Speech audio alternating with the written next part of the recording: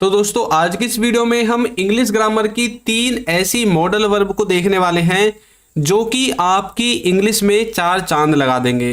तो चलिए वीडियो को शुरू करते हैं और वीडियो को आप लास्ट तक देखना क्योंकि आज की जो क्लास है वो बहुत ही ज़्यादा ज़बरदस्त होने वाली है। तो चलिए देखते हैं। पहली मॉडल वर्ब है वुड। वुड का मतलब होता है कोई काम करेगा या फिर कोई काम किसी के द्वारा होगा।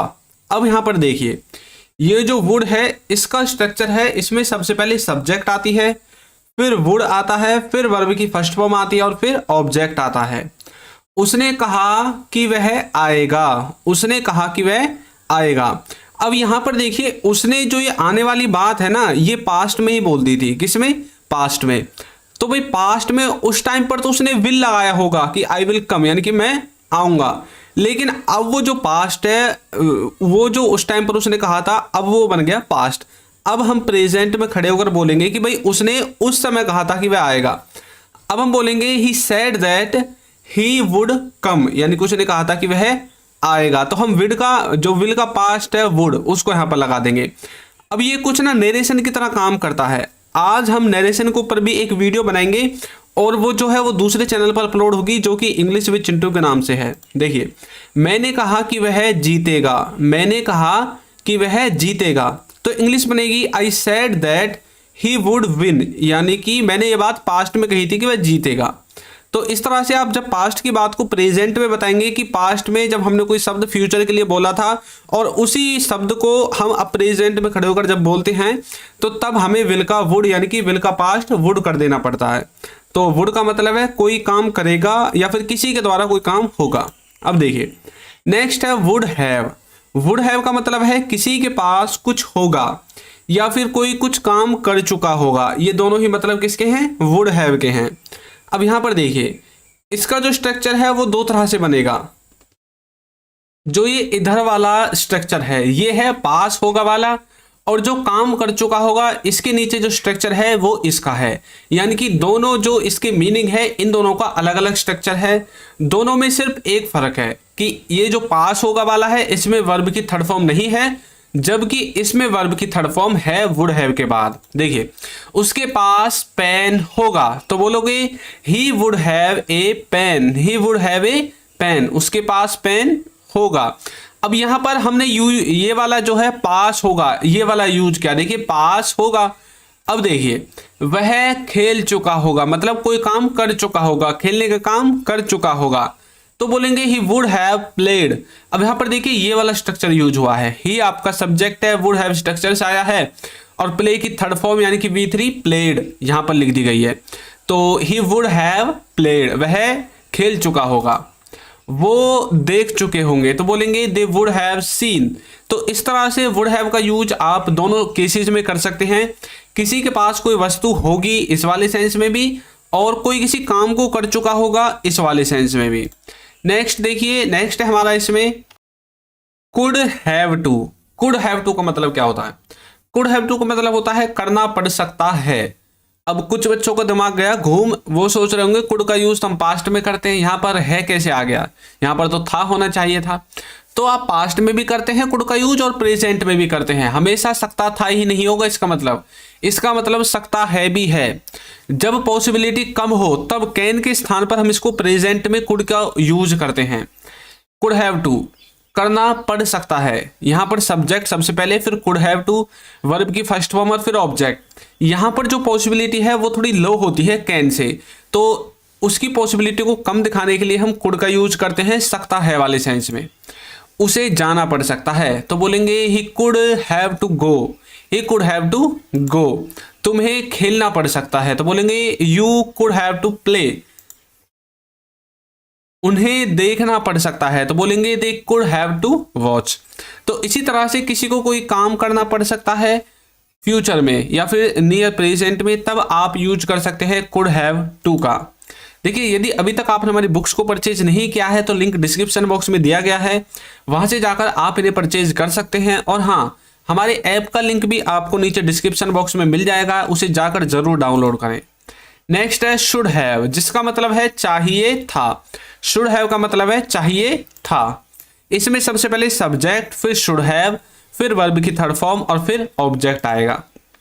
तुम्हें खाना चाहिए था तो बोलेंगे यू शुड हैव ईटन, यानी कि आप किसी को राय दे रहे हैं पास्ट के बारे में कि भाई तुमको खाना चाहिए था। अब कई बार ऐसा होता है कि आप कहीं रिश्तेदारी में जाते हैं और भूखे पेट वहां से आ जाते हैं और तब आप घर आकर बताते हैं कि भाई मैंने तो वहां पर एक रोटी का टुकड़ा भी नहीं खाया।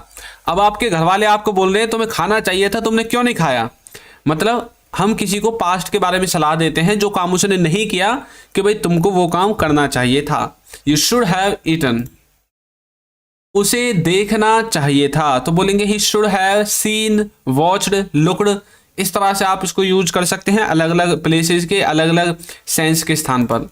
हमें बोलना चाहिए था तो बोलेंगे वी शुड हैव स्पोकन। तो हमें हमेशा वर्ब की थर्ड फॉर्म यूज करनी है जब भी शुड हैव आएगा, यदि वर्ब वहां पर लगानी है तो। शुड हैव टू, जिसका मतलब है करना ही चाहिए, करना ही चाहिए। इसमें सबसे पहले सब्जेक्ट, फिर शुड हैव टू, फिर वर्ब की फर्स्ट फॉर्म और फिर ऑब्जेक्ट आएगा। उसे जाना ही चाहिए तो बोलेंगे he should have to go, he should have to go, उसे जाना ही चाहिए, he should have to go. तुम्हें खेलना ही चाहिए तो बोलेंगे you should have to play, you should have to play, तुम्हें खेलना ही चाहिए। उन्हें देखना ही चाहिए तो बोलेंगे they should have to watch, they should have to watch. तो इस तरह से शुड हैव टू का यूज कर सकते हैं कोई काम करना ही चाहिए। एक तो होता है करना चाहिए, एक होता है आप जोड़ देकर बोलते हैं जब भाई करना ही चाहिए तब आप शुड हैव टू का यूज करते हैं। नेक्स्ट है वुड बी, जिसका मतलब है होगा या फिर रहा होगा। मतलब कोई कहीं पर होगा या फिर कोई कुछ कर रहा होगा। इन दोनों का भी अलग अलग स्ट्रक्चर है। होगा वाले का स्ट्रक्चर ये है, रहा होगा वाले का स्ट्रक्चर ये है। होगा वाले में सबसे पहले सब्जेक्ट वुड बी और फिर ऑब्जेक्ट। रहा होगा वाले में सब्जेक्ट वुड बी, वर्ब की फर्स्ट फॉर्म के बाद आईएनजी और फिर ऑब्जेक्ट। इस तरह से बनता है। तो चलिए इसके कुछ एग्जांपल्स देखते हैं। वह घर पर होगा, वह घर पर होगा। कई बार बोलते हैं ना, आपके दोस्त पूछते हैं भाई वो कहाँ पर है तुम्हारा छोटा भाई, तो आप बोलते हो हाँ भाई वो तो घर पर होगा, घर पर जाकर देखो। तो बोलोगे he would be at home. आप वुड बी के स्थान पर मे बी का यूज भी कर सकते हैं, ही मे बी एट होम, वह घर पर हो सकता है। इस तरह से भी आप बोल सकते हैं। देखिए जरूर नहीं आप ऐसे बोलोगे भाई वह घर पर होगा, आप ऐसे भी तो बोल सकते हैं वह घर पर हो सकता है, जाकर देख लो, बोल सकते हैं ना। तो आप वुड बी के स्थान पर मे बी का यूज भी कर सकते हैं, माइट बी का यूज भी कर सकते हैं। और आप ऐसे भी बोल सकते हैं भाई उसे घर पर ही होना चाहिए, जाकर देख लो। तो आप शुड का यूज भी कर सकते हैं, he should be at home. इस तरह से समझ में आ गया। पापा ऑफिस में होंगे तो बोलेंगे पापा वुड बी इन ऑफिस, पापा वुड बी इन ऑफिस। वह खेल रहा होगा तो बोलेंगे he would be playing, he would be playing, वह खेल रहा होगा। अब यहां पर देखिए, यहां पर हमने किसी कंटिन्यूटी वाली क्रिया की बात की है कि भाई वो खेल रहा होगा, जाकर देख लो।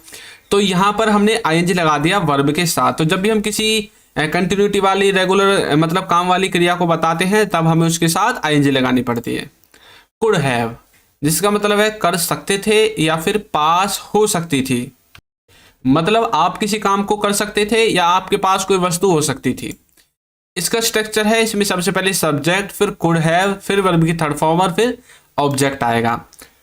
तुम वहां जा सकते थे तो बोलेंगे you could have gone there, you could have gone there. तुम्हारे पास कार हो सकती थी तो बोलेंगे you could have a car, you could have a car. वह यहां आ सकता था तो बोलेंगे he could have come here, यानी कि वो जानबूझकर नहीं आया वरना वो यहां आ सकता था। समझ में आ गया। नेक्स्ट है शुड बी, जिसका मतलब है होना चाहिए या रहा होना चाहिए, होना चाहिए या रहा होना चाहिए। इसमें सबसे पहले सब्जेक्ट, फिर शुड बी, फिर आपके अदर वर्ड्स आएंगे। देखिए उसे घर पर होना चाहिए तो बोलेंगे he should be at home. जैसे मैंने आपको बताया था ना, वहां पर पीछे में समझा रहा था वुड वाला, तो मैंने बताया था शुड का यूज भी कर सकते हैं, मे का भी, माइट का भी, सब का आप यूज कर सकते हैं। मुझे खेल रहा होना चाहिए तो बोलेंगे I should be playing, I should be playing. उसे पढ़ रहा होना चाहिए तो बोलेंगे she should be studying, she should be studying. तो इस तरह से आप शुड बी का यूज कर सकते हैं, होना चाहिए या रहा होना चाहिए। अब यदि कहीं पर शुड आ जाए, खाली शुड, तो इसका मतलब होता है करना चाहिए। हम किसी को कोई राय देते हैं, किसी से कोई राय लेते हैं, सलाह लेते हैं, सलाह देते हैं, किसी से बोलते हुए तुम्हें ऐसा नहीं ऐसा करना चाहिए, तब आप शुड का यूज करते हैं। इसका जो स्ट्रक्चर है उसमें सबसे पहले सब्जेक्ट, फिर शुड, फिर वर्ब की फर्स्ट फॉर्म और फिर ऑब्जेक्ट आएगा। तुम्हें करना चाहिए तो बोलेंगे you should do, you should do. हमें पढ़ना चाहिए तो बोलेंगे we should study, we should study. उसे देखना चाहिए तो बोलेंगे he should watch, he should watch. तो इस तरह से आप शुड का यूज कर सकते हैं किसी को कुछ करना चाहिए वाले सेंस में। नेक्स्ट है कुड बी, जिसका मतलब है हो सकती है या हो सकती थी। मतलब कोई कहीं पर हो सकती है या फिर हो सकती थी। देखिए कुड का यूज हम प्रेजेंट में और पास्ट में दोनों में करते हैं, ये बात आपको याद रखनी है। जो इसका स्ट्रक्चर वो बिल्कुल सिंपल है। इसमें सबसे पहले सब्जेक्ट, फिर कुड बी, फिर आपके अदर वर्ड्स आते हैं। देखिए यह खतरनाक हो सकता है, यह खतरनाक हो सकता है तो बोलेंगे it could be risky, it could be risky. अब देखिए यहाँ पर हमने खतरनाक हो सकता है प्रेजेंट में कुड बी का यूज कर दिया। क्यों कर दिया? मान लीजिए आप कहीं से जा रहे हैं रास्ते में और वहां पर एक बिजली का तार है जो नीचे लटका हुआ है, टूटा हुआ पड़ा है। आपको पता है कि भाई उसमें करंट नहीं आ रहा है और आपके पास एक छोटा बच्चा है जो आपके साथ साथ चल रहा है। वो जल्दी से उसकी तरफ भागा और उसको छूने के लिए उसने अपना हाथ आगे कर दिया और तुरंत आपके मन में एक ख्याल आया यार ये खतरनाक हो सकता है, ऐसा नहीं हो कि कहीं से इधर उधर से थोड़ा बहुत कहीं से जुड़ा हुआ हो और करंट लग जाए। तो मतलब आपको पक्का तो पता नहीं है, लेकिन आपको ऐसा लगता है कि भाई ऐसा हो भी सकता है। 1-2%, 10% ऐसा चांस है कि भाई हो सकता है कि भाई इससे हमें खतरा हो, तो इट कुड बी रिस्की। तो अब आपने यहाँ पर कुड बी का यूज कर दिया क्योंकि पॉसिबिलिटी बहुत कम है, वह अभी यहाँ हो सकता है। तो बोलोगे he could be here right now, he could be here right now. तो अभी के बारे में बात की जा रही है। तो इस तरह से आप इसका प्रेजेंट में भी यूज कर सकते हैं। अब आप बोल रहे होंगे सर आपने पास्ट का फिर एग्जांपल क्यों नहीं दिया? तो देखिए अब तक आपने जितने भी देखे हैं सब में कुड का यूज हमने पास्ट में ही तो किया है। इससे पहली जो वीडियोस थी और आपने और चैनल्स में भी देखी होंगी कि कुड का यूज, कुड का मतलब क्या होता है? कुड का मतलब होता है कोई किसी काम को कर सका, कर पाया, कर सकता था पास्ट में। तो अब मैंने इसको प्रेजेंट में भी आपको यूज करना सिखा दिया है। तो दोस्तों आपको ये वीडियो कैसी लगी है जरूर बताइएगा, और यदि अभी तक आपने हमारे चैनल को सब्सक्राइब नहीं किया है तो चैनल को सब्सक्राइब कर दीजिए। और हाँ, ये जो आपको बुक्स दिख रही है ना, इनको जाकर परचेज जरूर करें। और ऐप तो बिल्कुल फ्री ऑफ कॉस्ट है, लिंक डिस्क्रिप्शन में है, जाकर जरूर डाउनलोड करें। और एक अच्छा सा कमेंट करना बिल्कुल ना भूलें। Thank you.